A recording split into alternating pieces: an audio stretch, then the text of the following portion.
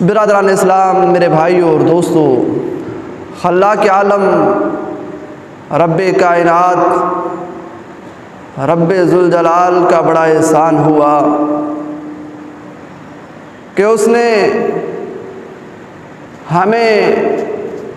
ان صحابہ کرام رضوان اللہ تعالی علیہم اجمعین کی چوکیداری اور ان کی غلامی نصیب فرمائی ہے، جن کے لیے تمام امت مسلمہ کا اور قرون ثلاثہ، قرن اول، قرن دوم، قرن سوم، رسول اللہ صلی اللہ علیہ وسلم اور اہل بیت اور صحابہ کرام رضوان اللہ تعالی علیہم اجمعین اور مجتہدین اور تمام غوث، کتب، فقیروں، اولیاؤں کا، یعنی آج تک جو بھی مسلمان ہیں سب کا، قیامت تک آنے والے تمام مسلمانوں کا یہ عقیدہ ہے کہ تمام امت میں اگر افضل ہیں تو وہ رسول اللہ صلی اللہ علیہ وسلم کے سپاہی۔ یہ صرف مسلمانوں کا عقیدہ نہیں، مسلمان تو کیا بلکہ شیعہ مصنف حسن عسکری اپنی تفسیر حسن عسکری میں لکھتے ہوئے اس بات کا اظہار کرتا ہے کہ تمام کائنات میں اگر سب سے زیادہ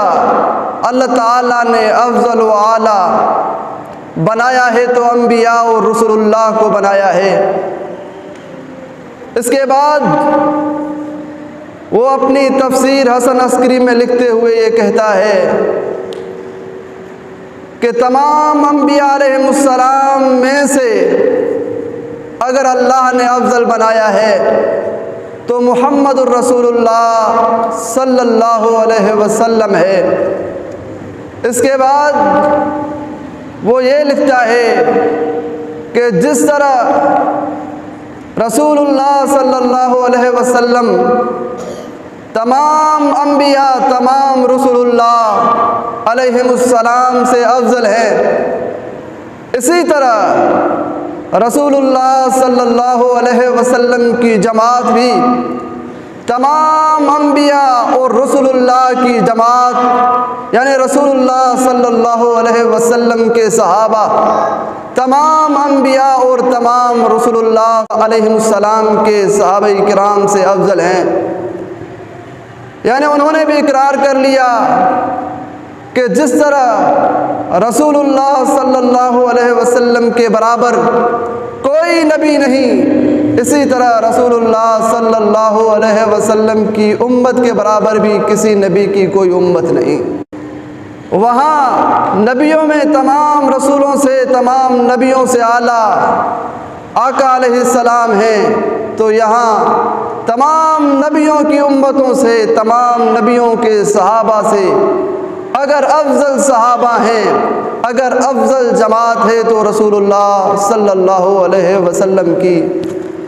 رسول اللہ صلی اللہ علیہ وسلم کے جانثار، وفادار، افضل، اعلیٰ، اتنے بلند مقام والے کیسے نہ ہوں کہ جن کے لیے رسول اللہ صلی اللہ علیہ وسلم نے صحابہ کرام رضوان اللہ تعالی علیہم اجمعین میں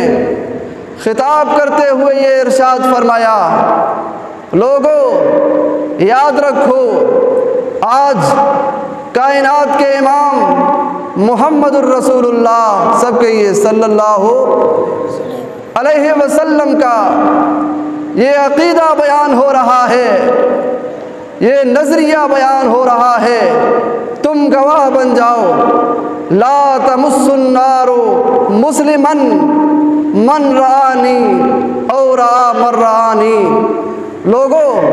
یاد رکھو کائنات کے امام کا یہ عقیدہ ہے کہ اس کو کبھی بھی آگ نہیں چھو سکتی، اس کے کبھی بھی آگ قریب نہیں آ سکتی جس نے ایمان کی حالت میں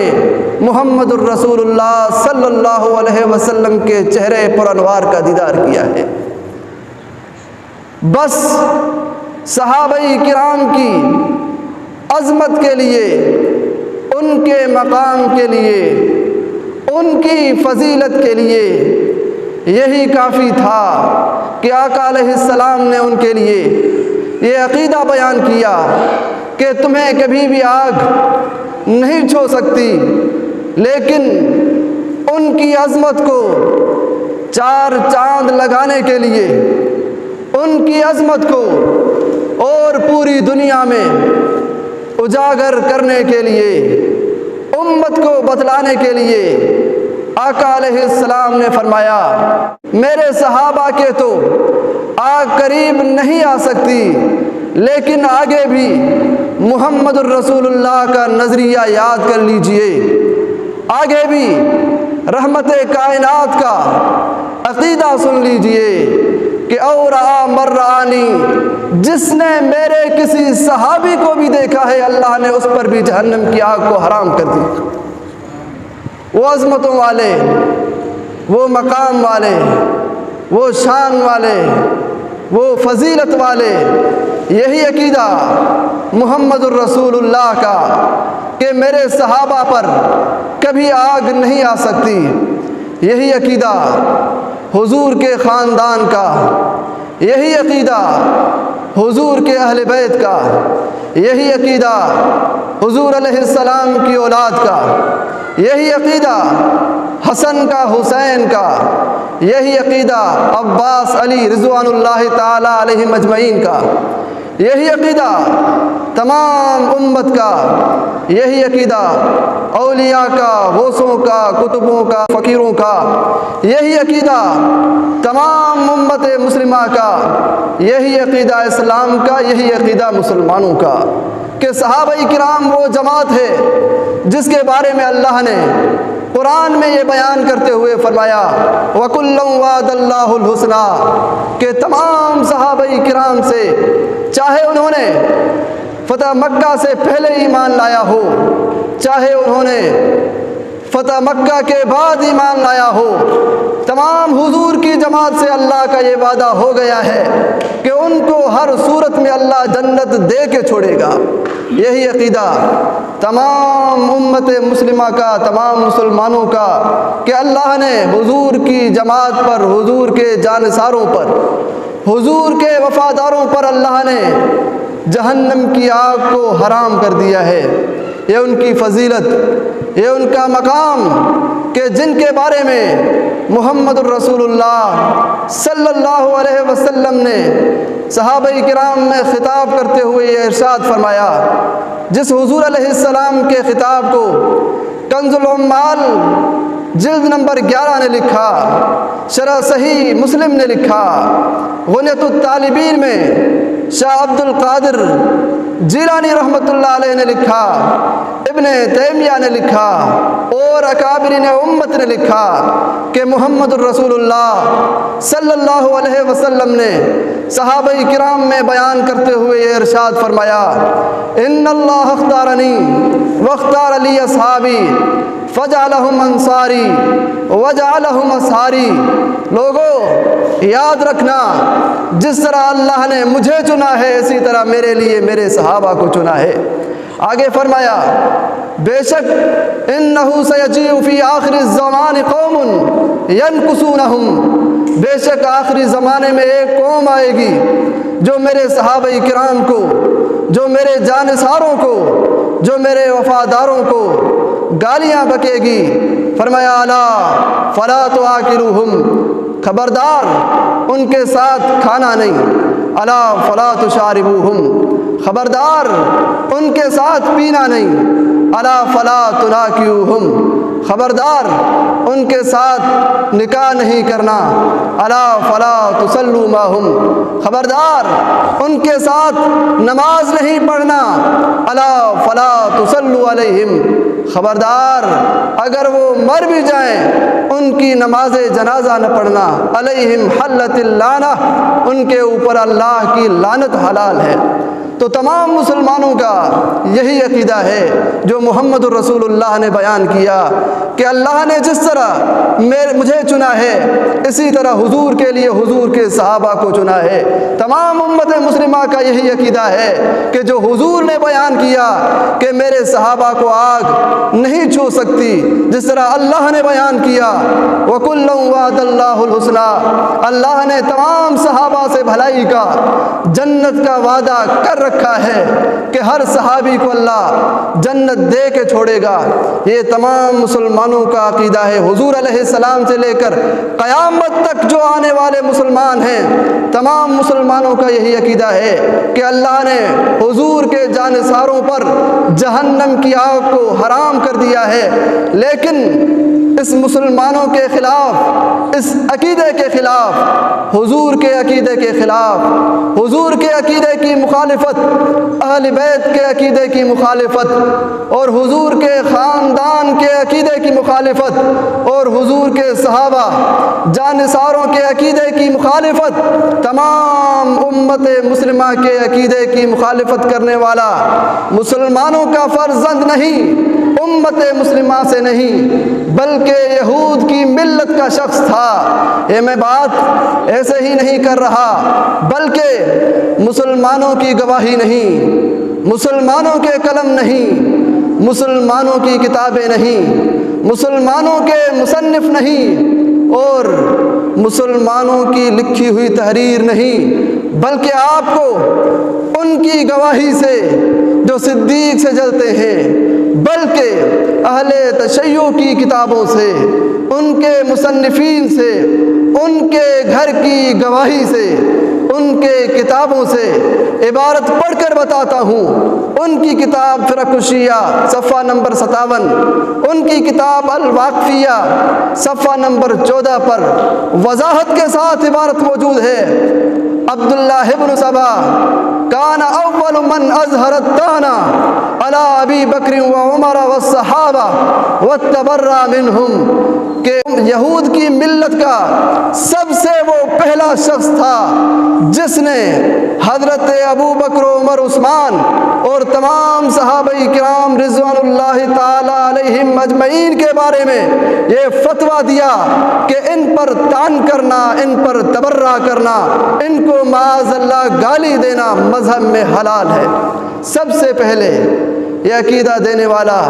مسلمانوں کا شخص نہیں تھا، مسلمانوں کی ملت سے نہیں تھا، بلکہ یہ شخص یہودی فرزند اور یہود کی ملت کا تھا۔ لیکن تمام امت مسلمہ کا قیامت تک یہی عقیدہ ہے کہ حضور کے صحابہ پر اللہ نے جہنم کی آگ کو حرام کر دیا ہے۔ حضور کے صحابہ وہ ہیں جن کے بارے میں کائنات کے امام محمد الرسول اللہ نے یہ ارشاد فرمایا کہ ان اللہ اختارنی واختار لی اصحابی، کہ جس طرح اللہ نے مجھے چنا ہے اسی طرح میرے لیے میرے صحابہ کو چنا ہے۔ تو میرے بھائیو، جب تک کائنات باقی ہے تب تک رسول اللہ صلی اللہ علیہ وسلم کی رسالت باقی ہے، جب تک کائنات باقی ہے، جب تک دنیا باقی ہے تب تک رسول اللہ صلی اللہ علیہ وسلم کی رسالت کو ماننے والے باقی ہیں۔ قیامت تک حضور علیہ السلام کی امت ہوگی، لیکن اس تمام امت میں جو تمام صدیوں میں پھیلی ہوئی ہے، اس تمام امت میں افضل کون ہے؟ اس تمام امت میں حضور کے وہ صحابہ سب سے افضل ہیں جن کے بارے میں محمد رسول اللہ صلی اللہ علیہ وسلم نے یہ عقیدہ بیان کیا کہ لا تمس النار مسلما من رانی، کہ اس مسلمان کو کبھی بھی آگ نہیں چھو سکتی جس نے میرے چہرے پرانوار کا دیدار کیا ہے۔ وہ تمام امت میں افضل جن کے لیے رسول اللہ صلی اللہ علیہ وسلم نے بیان فرمایا ان اللہ اختارنی واختار لی اصحابی، جس طرح اللہ نے مجھے چنا ہے اسی طرح میرے لیے میرے صحابہ کو چنا ہے۔ وہ تمام امت میں افضل ہیں جن کے بارے میں خالق کائنات رب ذوالجلال نے یہ بیان فرمایا کنتم خیر امت، تمام امتوں میں سے اگر افضل امت ہو تو تم ہو۔ وہ لوگ تمام امت میں افضل ہیں، تمام امت سے اعلیٰ ہیں، جن کے بارے میں رب کائنات رب ذوالجلال نے قرآن میں بیان کرتے ہوئے شرط قرار دیتے ہوئے یہ فرمایا والذین اتبعوہم بإحسان رضی اللہ عنہم ورضوا عنہ۔ لوگو یاد رکھنا، تم کامیاب تب ہوگے، تمہیں فلاح تب ملے گی، تمہیں اللہ کی رضا تب ملے گی، تمہیں جنت کے باغات تب ملیں گے جب تم ان کی تابع داری کرو گے جنہوں نے حضور کی تابع داری کر کے والسابقون الاولون من المہاجرین والانصار، جنہوں نے حضور کی تابع داری کر کے ہجرت کی تھی، جنہوں نے حضور کی تابع داری کر کے ہجرت کرنے والوں کی مدد کی تھی، تم کامیاب تب ہو جاؤ گے، تم فلاح تب پاؤ گے، تمہیں جنت تب ملے گی جب تم ان کی تابع داری کرو گے جنہوں نے صحابہ کرام کی تابع داری کی ہے۔ تو میرے بھائیو، وہ تمام امت سے افضل جن کے لیے قرآن نے گواہی دی، جن کے لیے حضور کے فرمان نے یہ گواہی دی کہ تمام امت سے بہترین اگر امت ہے تو وہ حضور علیہ السلام کے صحابہ، حضور کے جانثار، حضور کے وفادار ہیں۔ تو میرے بھائیو، تمام امت مسلمہ کا یہی عقیدہ ہے، لیکن حضور علیہ السلام کے تمام صحابہ کرام رضوان اللہ تعالی علیہم اجمعین میں سے سب سے افضل کون ہیں؟ حضور علیہ السلام کے تمام صحابہ کرام میں سے سب سے زیادہ افضل وہ صلح حدیبیہ والے 1400 صحابہ کرام رضوان اللہ تعالی علیہم اجمعین ہیں، جنہوں نے خون عثمان کا بدلہ لینے کے لیے حضور علیہ السلام کے ہاتھ پر بیعت کی تھی، اے آقا ہم تب تک مدینہ نہیں جائیں گے جب تک ہم خون عثمان کا بدلہ نہیں لیں گے۔ وہ 1400 صحابہ کرام صلح حدیبیہ والے سب سے زیادہ افضل، جن کا یہ عمل اللہ کو اتنا پسند آ گیا کہ اللہ نے عرش معلیٰ سے قرآن اتارتے ہوئے ان کے بارے میں یہ گواہی دی لقد رضی اللہ عن المؤمنین اذ یبایعونک تحت الشجرہ۔ اے حضور کے سپاہیوں، تم نے جب یہ بیعت کی ہے، اللہ کو یہ بیعت اتنی پسند آ گئی ہے، اللہ کو یہ اخلاص اتنا پسند آ گیا ہے، اللہ کو یہ جذبہ اتنا پسند آ گیا ہے، تم دل کے اتنے صادق ہو، اتنے سچے ہو، اتنے عادل ہو، اتنے وفادار ہو، اتنے جانثار ہو کہ رب کائنات نے عرش معلیٰ سے قرآن اتار کر یہ فرمایا ہے کہ تم سے اللہ دنیا میں ہی راضی ہو گیا ہے، تمہیں دنیا کے اندر ہی اللہ نے رضا کا سرٹیفکیٹ دے دیا ہے۔ وہ 1400 صحابہ کرام صلح حدیبیہ والے سب سے افضل، لیکن ان 1400 صحابہ کرام میں سے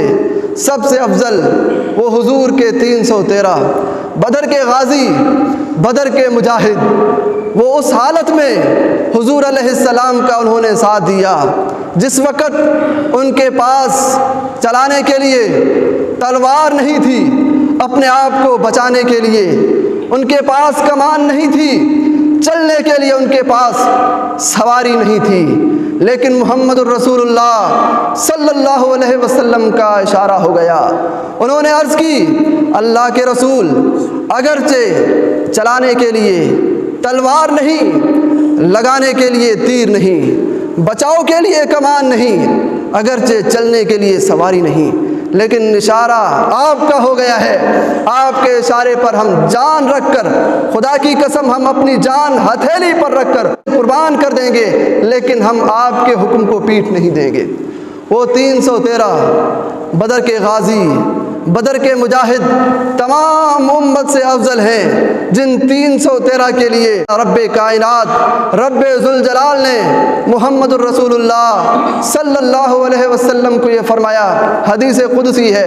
حدیث قدسی کا مطلب یہ ہوتا ہے کہ جس حدیث میں اللہ نے رسول اللہ صلی اللہ علیہ وسلم کو یہ فرمایا ہو کہ جا کر یہ حدیث میری امت کو بتا، جا کر یہ حدیث اپنے تابع داروں کو بتا، اللہ نے رسول اللہ کو فرمایا، اے پیغمبر جا کر ان بدر کے غازیوں، ان بدر کے مجاہدوں کو یہ فرما،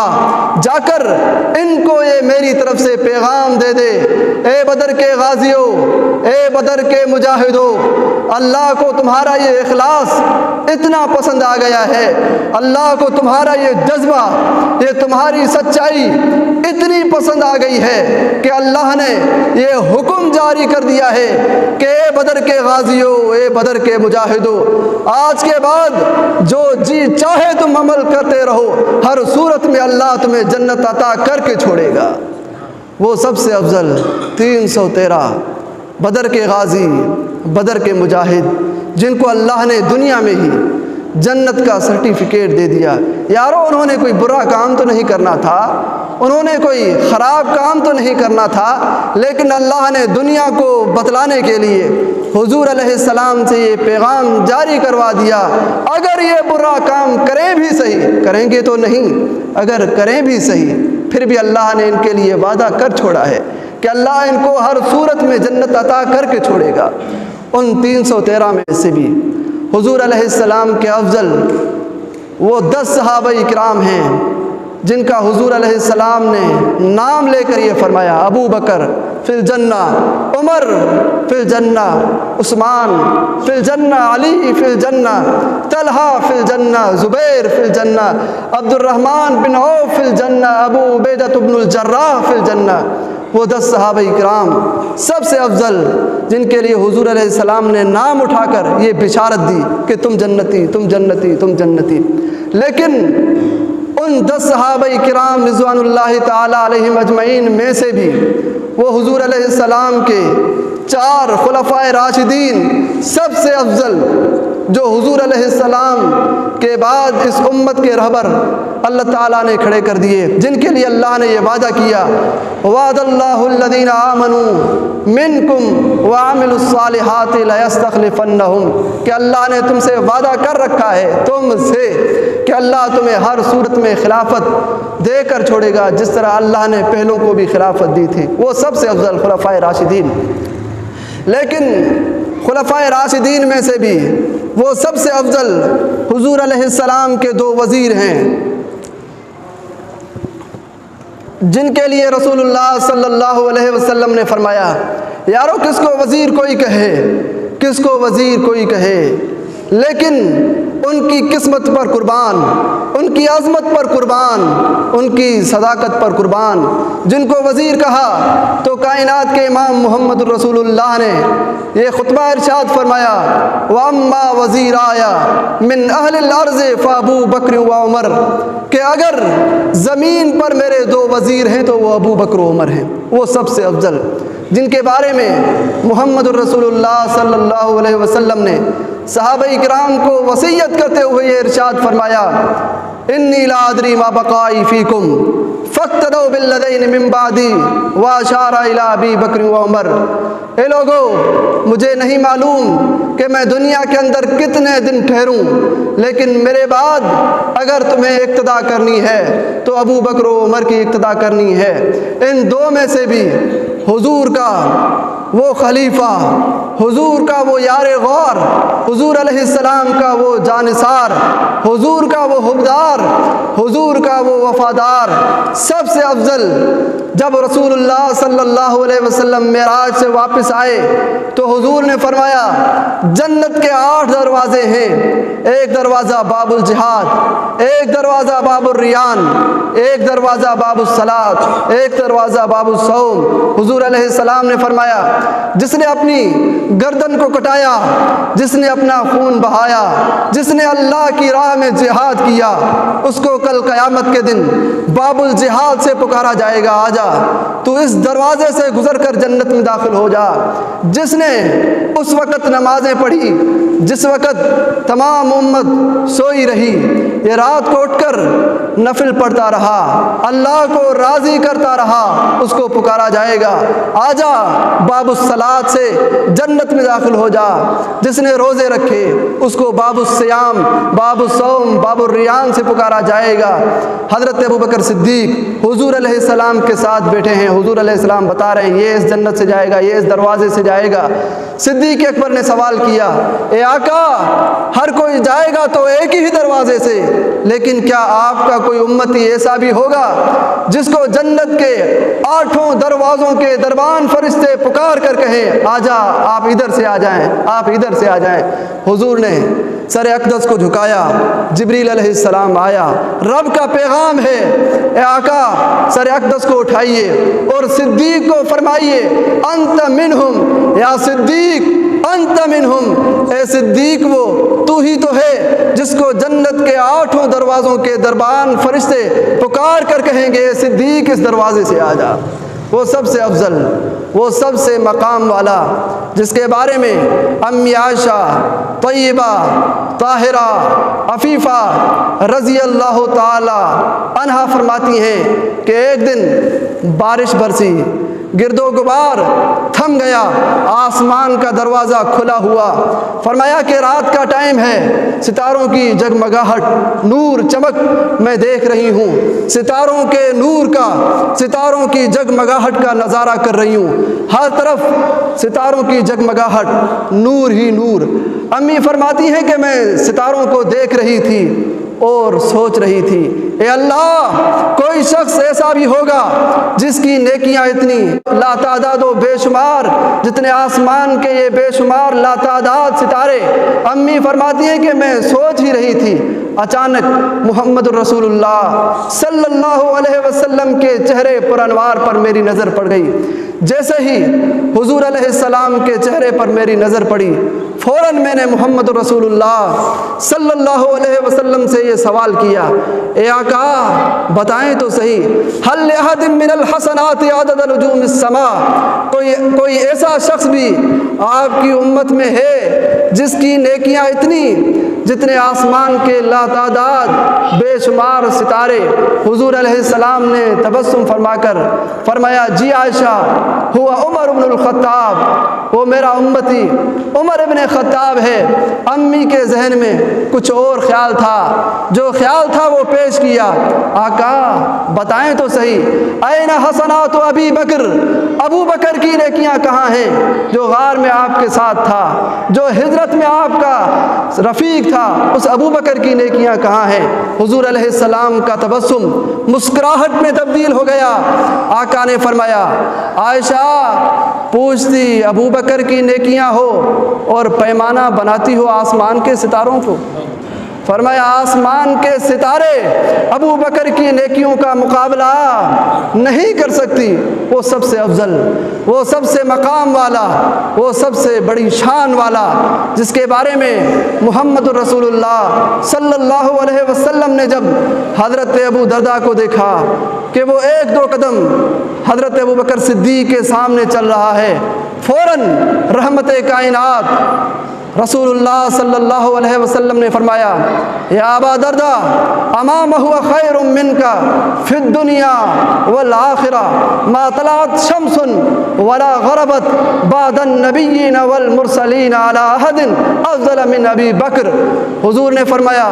اے ابو درداء اس صدیق کے سامنے چل رہا ہے جو صدیق دنیا اور آخرت میں تجھ سے بہتر ہے۔ آگے کائنات کے امام محمد الرسول اللہ صلی اللہ علیہ وسلم نے ایسا اپنا عقیدہ ظاہر فرمایا، اس عقیدے پر ہمارے والدین، ہمارا خاندان، ہمارے رشتہ دار قربان کہ محمد الرسول اللہ نے فرمایا، محمد الرسول اللہ کا عقیدہ، ما طلعت شمس ولا غربت بعد النبیین والمرسلین علی احد افضل من ابی بکر، کہ فرمایا کسی پر نبیوں اور رسولوں کے بعد سورج طلوع اور غروب ہی نہیں ہوا کہ کوئی ابو بکر سے افضل ہو۔ سب سے زیادہ افضل ہے، سب سے زیادہ اعلیٰ ہے، سب سے بڑی شان والا ہے تو حضور کا جانثار، حضور کا وفادار صدیق اکبر ہے۔ جس کے بارے میں رحمت کائنات نے فرمایا تھا ادعی لی ابا بکر ابا کے واخا کے حتیٰ اکتب کتابا فانی اخاف ان یتمنى متمن ویقول قائل انا اولا ویاب اللہ والمؤمنون الا ابا بکر۔ محمد رسول اللہ صلی اللہ علیہ وسلم نے فرمایا کہ ابو بکر کو میری طرف بلاؤ تاکہ میں وصیت نامہ لکھوں۔ اے آقا، آپ وصیت نامہ کیوں لکھ رہے ہیں، کیا وجہ ہے؟ حضور نے فرمایا انی اخاف ان یتمنى متمن، میں خوف کھاتا ہوں کوئی تمنا کرنے والا تمنا نہ کر دے، ویقول قائل، کوئی کہنے والا یہ کہہ نہ دے انا اولا، میں ابو بکر سے اولا ہوں۔ یہ روایت مسلم میں بھی ہے، بخاری میں بھی ہے۔ آقا نے فرمایا وَيَابَ اللَّهُ وَالْمُؤْمِنُونَ إِلَّا أَبَا بَكْرَ۔ حضور نے فرمایا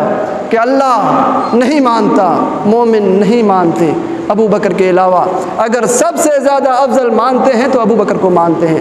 اگر سب سے زیادہ فضیلت والا مانتے ہیں تو ابو بکر کو مانتے ہیں۔ وہ ابو بکر